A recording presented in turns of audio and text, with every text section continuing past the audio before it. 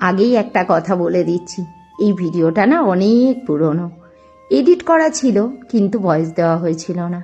এই ভিডিওটাতে দেখতে পাচ্ছ বাড়ির রং কেবলই শুরু হচ্ছে।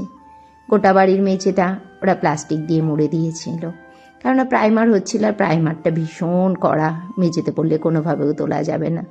এই জন্যই গোটা বাড়িটা প্লাস্টিকে মুড়ে ফেলা। আর এখন দুপুরবেলা খাওয়া দাওয়া করতে হবে। কী কী রান্না করেছিলাম দেখে নাও। রয়েছে ভাত, পাঁপড় ভাজা, ডিমের অমলেট, আলুর চোখা, লেবু আর পেঁয়াজও কেটে রেখেছি, রয়েছে ডাল, চচ্চড়ি, একটু জলপাইয়ের চাটনি, আর মাসি দিয়েছিল কচুর শাক। আজকে এইটুকুই রান্নাবান্না করেছি। কেন জানো? কেননা আজকে বিকেলবেলাতে রয়েছে নেমন্তন্ন। আমার জ্যাঠাতো দিদির মেয়ের, তার ছেলের আজ রয়েছে জন্মদিন। আর ওই বাড়িতে যাবো বলেই একবেলার মতোই রান্না করেছি। আর আমার যে ভাই, যার বার্থডে, তার জন্য আমি এই স্মার্ট ওয়াচটা নিয়েছি। আর আমার মনে হয় আমার ভাইয়ের এই স্মার্ট ওয়াচটা ভীষণ পছন্দ হবে। তিনি মানুষটা খুবই ছোট, কিন্তু তার ভাবটাপগুলো দেখে মনে হয় তিনি যেন অনেক বড় সড়ো একজন গণ্যমান্য ব্যক্তি। খুব পছন্দ করে এই ভাইয়ের জন্য এই ঘড়িটা নিয়েছি। আশা করি ভাইয়েরও খুব পছন্দ হবে। কাউকে ঘড়ি দিতে নেই, এটা না সবাই বলে। এই ঘড়িটা দিয়ে আমি ওদের কাছ থেকে একটা টাকা চেয়ে নিয়ে আসবো। এখন বাজে সন্ধে 6:30, আর আমরা সবাই তৈরি হয়ে নিয়েছি। আমি আজকে শাড়ি পরেছি, বহুদিন বাদে আজকে শাড়ি পরলাম। জামাই বাড়ি যাচ্ছি, চুড়িদার পরে যাওয়াটা ঠিক বাঞ্ছনীয় নয়। প্রতিষ্ঠাও তৈরি হয়ে নিয়েছে, বর্মশাই রেডি হয়ে বেরিয়ে গেছে, ভাইয়ের বউরা আসছে, আসলেই বেরিয়ে যাব। আমরা সবাই ট্রেনে উঠে পড়েছি। আমাদের রানাঘাট থেকে মাত্র 2টো স্টেশন, যাব হচ্ছে হবিবপুরে। আর আমার ভাইয়ের বউ, বাচ্চা কাচ্চা, বরমশাই সবাই মিলেই যাচ্ছি।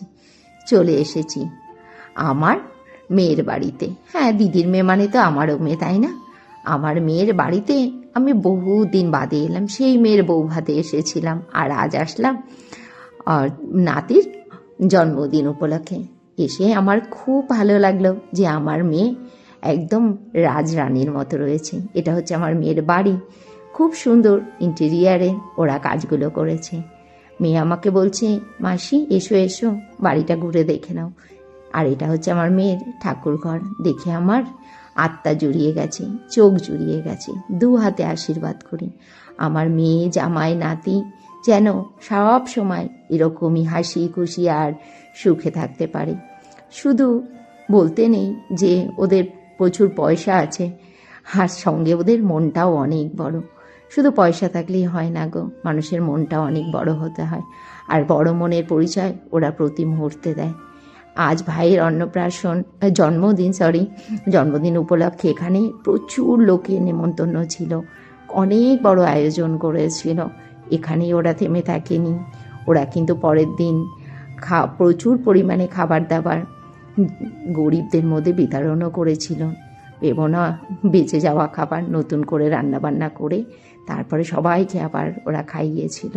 স্টেশনে গিয়ে প্রচুর লোকের খাবার দাবার দিয়েছিল।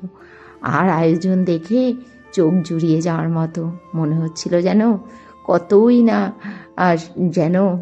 না শান্তি পাচ্ছি। আর এটা হচ্ছে আমার ওই দিদিরই ছোট মেয়ে তানিয়া। আর এখানে এসে খুব ভালো লাগছিল, সব আপনজনেদের সাথে দেখা হচ্ছিল। কিনা ছিল মকটেল, চিকেন তন্দুরি, হরিয়ালি কাবাব, তারপরে পান, পকোড়া, কফি। স্টলের খাবার খেয়েই তো পেট ভরে গেছিল। আর আসার সময় আমি বেশ কটা পানও নিয়ে এসেছিলাম, আর পানগুলোও ছিল দারুণ। খুব ইচ্ছা ছিল একটা ফায়ার পান খাওয়ার, কিন্তু সেটা আর খাওয়া হয়নি। আর চলে এলাম খাওয়া দাওয়ার জায়গাতে। মেনুতে কত কিছুই ছিল, নতুন করে আর তোমাদেরকে কিছুই বলছি না, মেনু কার্ডটাই এখানে দেখিয়ে দিলাম।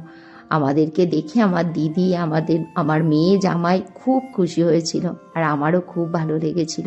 কেননা বহুদিন বাদে আজকে ওদের বাড়িতে গেছি। আমার দিদি তো আমাকে জড়িয়ে ধরে কেঁদেই ফেলেছে, এত খুশি হয়েছে আমাদেরকে সবাইকে দেখে।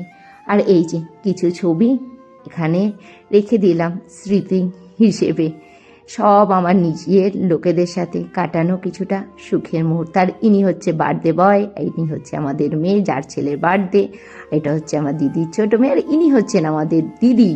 আর এই যে পাশে সবুজ শাড়ি পরে, এটা আমার ছোটদি। আর এখানে আমার দিদির গোটা পরিবার, যে ছোটদি আর আমি, আমার বরমশাইয়ের বার্থডে বয়। চলে আসছি বাড়িতে সবাইকে রেখেই, কেননা একটু তাড়া ছিল বাড়িতে আসার।